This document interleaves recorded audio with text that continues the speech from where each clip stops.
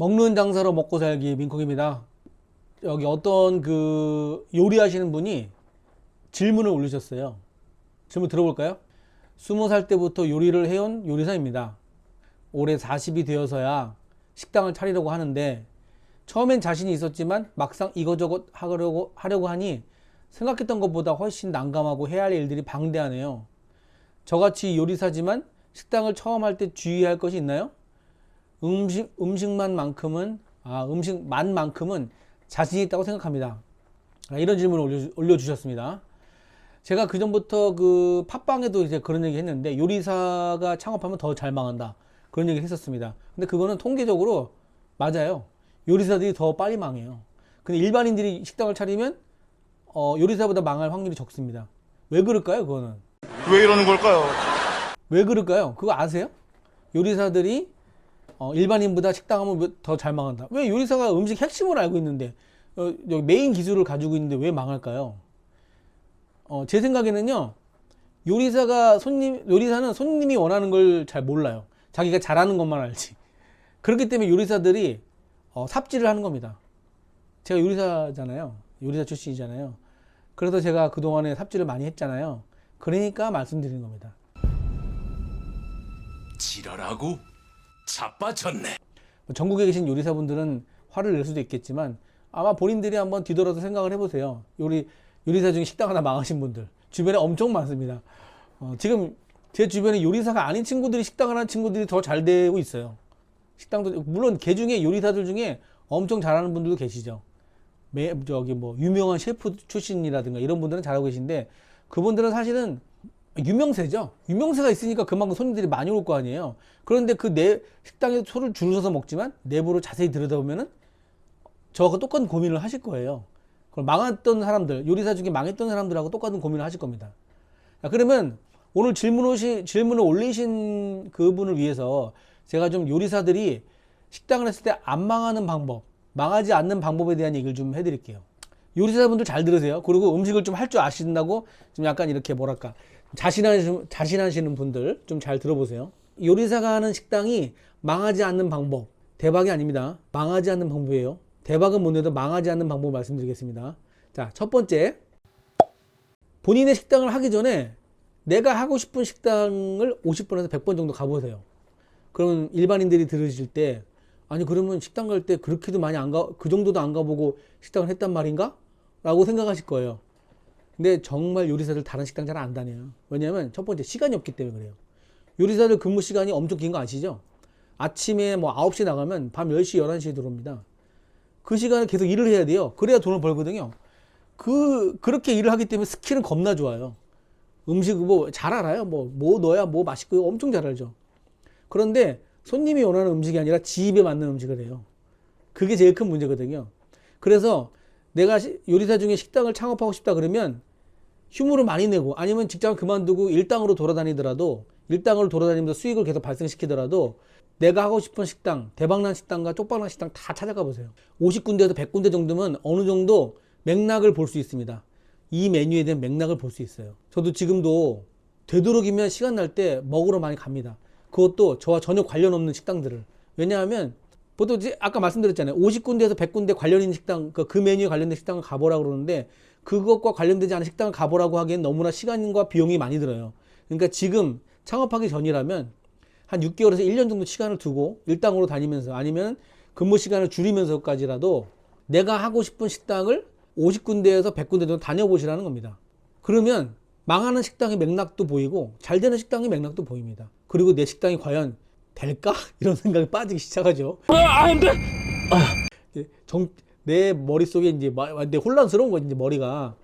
그렇게 되니까 한번 50군데에서 100군데 먼저 가보세요. 그러면 내가 이 메뉴를 해서 성공할 것인가에 대한 고민도 빠지게 되고 나 과연 식당 하는 게 맞아? 라는 생각도 하게 됩니다. 원점으로 돌아갈 수도 있지만 그래도 잘못된 땅을 파는 것보단 거기에 금이 없는데 삽질해가지고 그 금을 파겠다고 1년, 2년 동안 시간을 보내는 것보다 낫지 않을까요? 두 번째는요, 내 음식이 그 상권에 맞는지부터 생각해 보세요. 예를 들어서 칼국수를 배운 요리사가 있어요. 칼국수를 배운 요리사가 근데 칼국수 한 20년 했어. 제 예전에 그런 사람이 있었거든요. 자기 뭐 칼국수는 뭐 진짜 뭐 안 망할 자신 있다 막 이렇게 엄청 자신 있게 말하는 사람이 있었어요. 저보다 나이가 많은 사람이었는데 그 사람이 칼국수집을 냈는데 망했어요. 첫 번째 건 좀 됐어요. 동네에서 좀 조그맣게 하다가 자신 있으니까 크게 한 거지. 망했어요. 자기는 계속 칼국수만 고집을 하는 거야. 다른 음식도 할 줄 알거든요. 자기는 칼국수가 자신 있다 이거지. 그런데 그 메뉴가 그 상권에 맞는지 봐야겠죠. 칼국수집이 되게 많은 상권이 있는데 거기서 칼국수집 한다던가. 경기도에는 털레기가 잘 돼요. 털레기 집들이 좀 잘 되는 편이에요. 털레기가 뭐냐면 수제비거든요. 경기도에서 먹는 수제비예요. 그걸 털레기라고 하는데 그 털레기를 너무 잘하는데 그거를 뭐 강원도 가서 한다던가 전라도 가서 한다던가 되겠어요? 쉽지 않습니다. 일단 될 수도 있겠죠. 쉽지 않습니다. 그러니까 그 메뉴가 상권에 맞는지 봐야 됩니다. 그럼 여기서 어떤 얘기가 나오냐면 나는 설렁 여기 뭐야 칼국수밖에 못 하는데 이 동네는 상권에 설렁탕이 잘 될 것 같아. 설렁탕이 없어. 그러면 설렁탕은 배워서 해야죠. 설렁탕 돈 주고 배우세요. 왜냐하면 요리사의 장점 뭐냐면 음식을 딱 보면 빨리 배울 수 있습니다. 그 장점을 살려야지 내가 칼국수를 한다고 칼국수 고집해서는 안 된다는 거예요.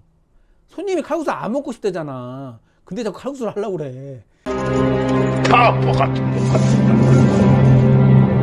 그 동네에 설렁탕이 맞다면 설렁탕을 하시라고요. 설렁탕 배우는데 1,000만 원 들거든요.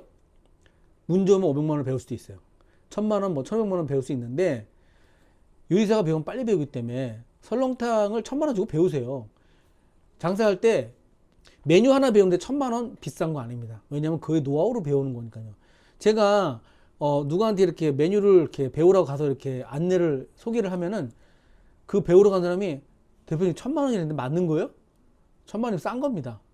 메뉴를 배우는데 어떻게 1,000만 원이 비싸요. 하지만 정말 제대로 된 메뉴를 배우러 가셔야지. 그냥 어설픈 애들이 하는 그런 스프나 타는 그런 설렁탕 말고 정말 설렁탕을 처음부터 배울 수 있는 고기에 대해서 다 알려주고 메뉴 알려주고 소스까지 다 알려주는 그런데 1,000만 원씩 써야죠. 그래서 그 메뉴를 배우는 요리사가 그걸 얼마나 빨리 배우겠어요. 그래서 그걸 배우셔가지고 그 상권에 맞는 메뉴를 집어넣으시는 게 맞습니다. 그러면 안 망할 거예요. 진짜 안 망해요. 망할 수가 없지. 상권과 입지를 고른 다음에 거기다 메뉴를 넣는 게 전 낫다고 봐요. 장사를 할 때는 내 메뉴를 상권에 찾을 경우가 있고 상권을 찾고 거기다 메뉴를 넣는 경우가 있거든요. 근데 저는 상권과 입지를 찾은 다음에 거기다 메뉴를 넣는 게 맞다고 봐요. 왜냐? 메뉴는 금방 배우거든요. 메뉴는 금방 배워요. 배우고 그 상권에서 메뉴를 구현하는 동안에 내가 노하우가 생기겠죠. 메뉴를 배워도 그 노하우가 다 생기지는 않거든요. 자, 세 번째는요.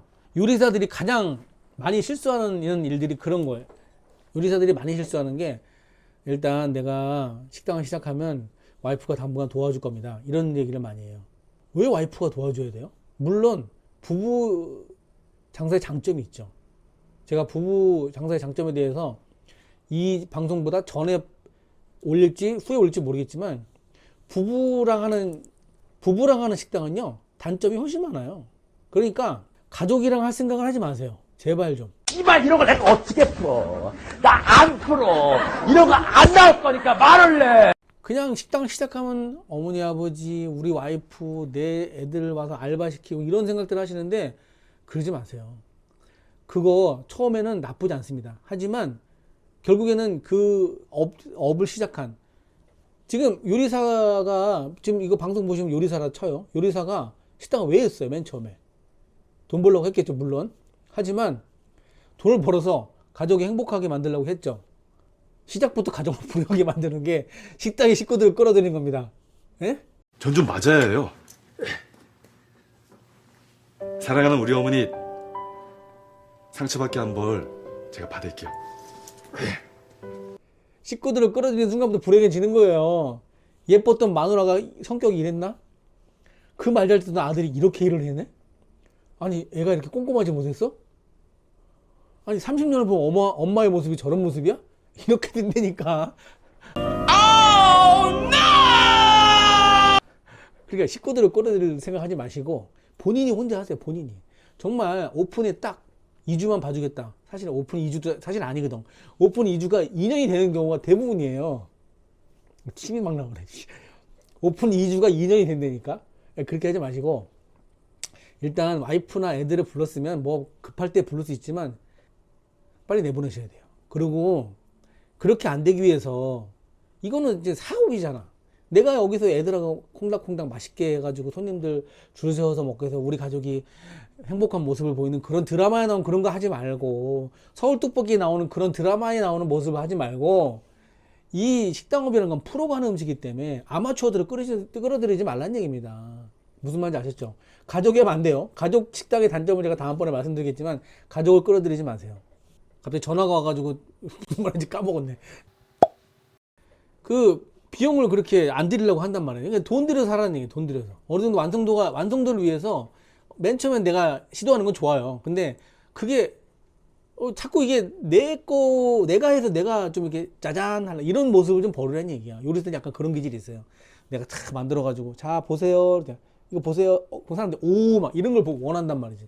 근데 이거는 외식업은 그런 게 아니에요. 이게 내가 그 다이닝 레스토랑을 하더라도, 내가 예를 들어서 셰프가 운영하는 막 그런 코스 요리집을 하더라도 그 코스 요리 주방장이 못해요.